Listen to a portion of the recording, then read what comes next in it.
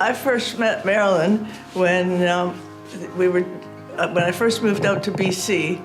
The women PE teachers used to go out and scrimmage against the varsity team. And Marilyn was teaching high school in West Van at the time, and she came out as one of the players. Marilyn said she really shouldn't play volleyball because she had hyperextended fingers, and she had to tape her fingers so they wouldn't go back when she did a volley. Marilyn was a great teammate because when she was playing defense, we could count on her getting the ball up. Didn't matter where the other team hit it. She seemed to really observe the game and be able to read the play. And she always seemed surprised when she did something well, but she always did things well. Well, I didn't ever really watch her teams play, but I'm sure her observations, and not just as a player, when she would observe other teams. She understood the fundamentals. She understood how to read the play. And she was always learning, or trying to learn. Marilyn's meant a lot in women's sports. Her initiative, her energy, her leadership, it was all, you could just see it in her face because she was always so excited about new things that was happening, and she was always interested in where you were in volleyball and how your progress was going. And she started the high school championships for women, and she also started the Vancouver League in Vancouver, and she was a founder member of and on the board for Volleyball BC for quite a few years. So her initiative of all of the programs she was involved in, and her energy passed on to people like myself who continued on trying to keep up with her high expectations. Thinking back to when we started out together, playing for the alums of UBC, who would have guessed back then that you and I would be here tonight being inducted into the Hall of Fame at the same time? Congratulations, you deserve it.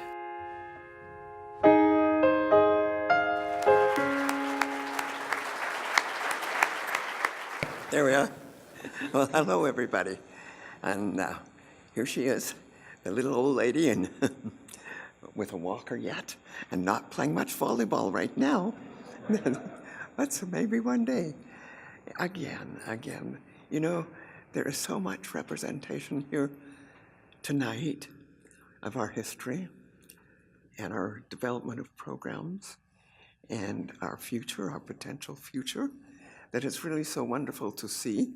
I have not seen this kind of spread for quite a number of times, a number of years actually, and it is just a treat.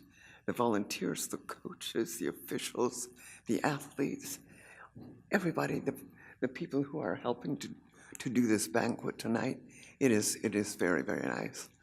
And actually, I'm the original antique of the BC Volleyball Association, because while things were going on in the province, in the schools here and there, and recreationally,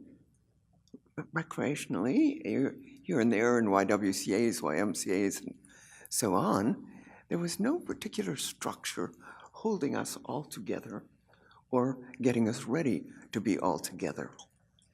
And so let me take you back in history to the start of the BC Volleyball Association, now more swishly named as Volleyball BC, but for a very long time it was the BC Volleyball Association. And many of you knew it that way, and some of you didn't know it that way at all, and probably never will. Nonetheless, let me tell you where it all started and how it all started. The association, that is. There was an insurance company down on Seymour Street, just west of the Bay in Vancouver, and it was Rod Bell Irving's insurance company, and he let us get together there. A few of us got together there. It was very few. There were Sid Evans from the YMCA, Rod, at the YMCA, Sid Evans, Frank Carruthers, and Marilyn, and because she had just hosted the first high school volleyball, or Vancouver District volleyball tournament at West Van Secondary School, I guess they decided that I knew what side of the ball was the correct side of the ball, and so I could be there too. And that's kind of a useful thought for the future and for how well we are doing it right now in comparison with other kind of sectors of this country and this world. So we would get together in Rod's office and we'd have a talk and a visit, and we'd be joined later on by several others, Ray Lepp, Eric Lessman, Thelma Cook, Marilyn Hunnings, later on, Vic and company, and many more. And nonetheless, there were just the four at the beginning, and we talked a lot in that office, had a beer, a wine, and some chips, and some fun, and we actually said, what's missing here? And we decided that it was kind of a structure that would pull it all together, something that would be the glue that would hold it for a very long time. And so we made a constitution, can you imagine? And we registered it with the Societies Act as an association. And that was unheard of at the time, and we got very quick action from the government, the provincial government, who said, well, here you are having an association, men and women together, men and women in schools, not so much in universities for women, but for men, and on and on. So across the board. And they said, we're prepared to put some money into helping with the administration of sport in this province. And could you do something for us? And so we actually wrote the job description for the first employee of the government and the first grant that was given to have an employee connected with associations or groups. And that job description was accepted for a particular reason. And it led to the employment of some. However, the new BC Volleyball Association got the first grant from the provincial government and for the first employee. And the reason was that it was men and women together and boys and girls together, that we were one and all. And just how does that play out in this day's world when we're still looking at the arguments about separation and whatever else? But it did. We had the first contract, and the first employee, I think, is Mr. Victor Lindahl. Is that right? Yeah, it is right. And so those new people joined this small group of us, and Rod is not living, although he contributed so much. Sid Evans is not living. He's Sid actually regaled us a lot of the time. He's an MD, Dr. Evans, who took both his MD and his specialty on the bottom side, the bad side, the poor side of New York.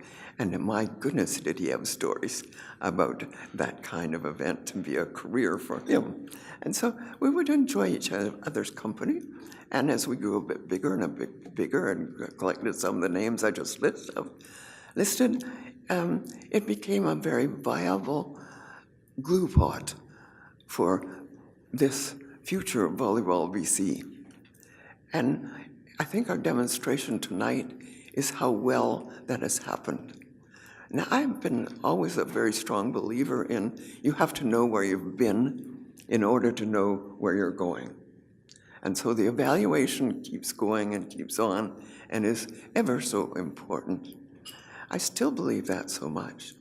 And I still believe that one of the functions of this group, all the people kind of represented here, still have, that would include the guests actually, one I taught at West Van there, that's, that it's so important then to look always at the program where it's leading the history, the program, where it's leading, and is it where you want to be? And so my hope for you is that you would continue as Volleyball BC to do exactly that and come up with the right things and the strong things and those things which lead us into even greater glory and participation and loyalty and fun. Thank you so much.